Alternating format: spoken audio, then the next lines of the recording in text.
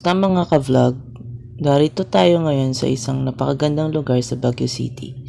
Handa na ba kayo sa isang masayang paglalakbay? Sa araw na ito, nagdesisyon akong gawin ng isang kakaibang paglalakbay. Walang iba kundi sa Cathedral, Our Lady of the Atonement o mas kilala sa tawag na Baguio Cathedral. Isa itong lugar ng pagsamba at kagandahan at excited ako na ibahagi ito sa inyo.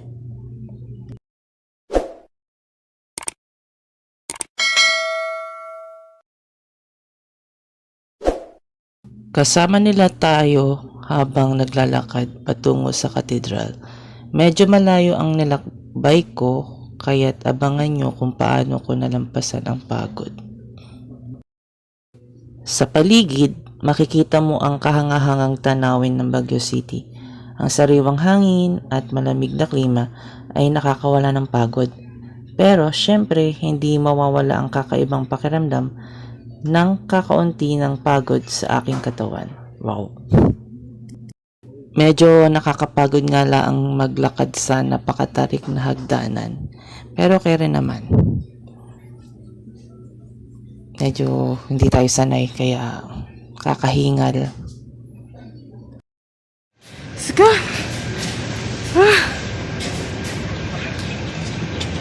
Pagod ako. Ayan. Baguio. Pag-akyat pa lang doon sa hagdanan. Let's go po. Doon tayo para Wow!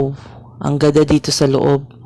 Ang araw-araw na gawain, ang mga misa at mga makulay na bintana, lahat ay nagbibigay ng kakaibang saya at pagpapalakas ng loob.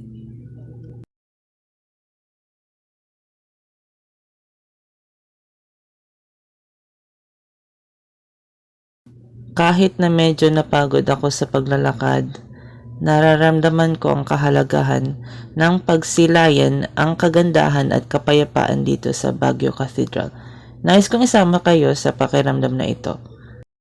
Sa bawat hakbang na ito, mas lumalim ang aking pag-unawa sa kahalagahan ng paglalakbay at pagpapahinga sa mga sagradong lugar tulad nito.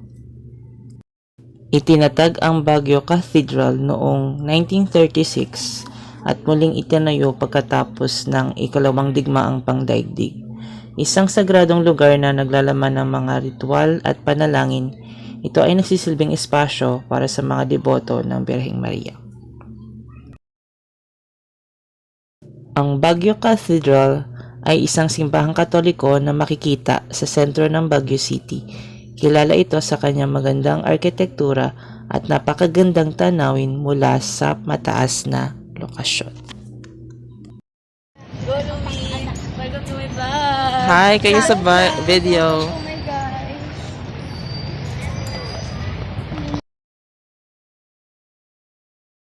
Oh, special. Kayo, ma'am, ilan?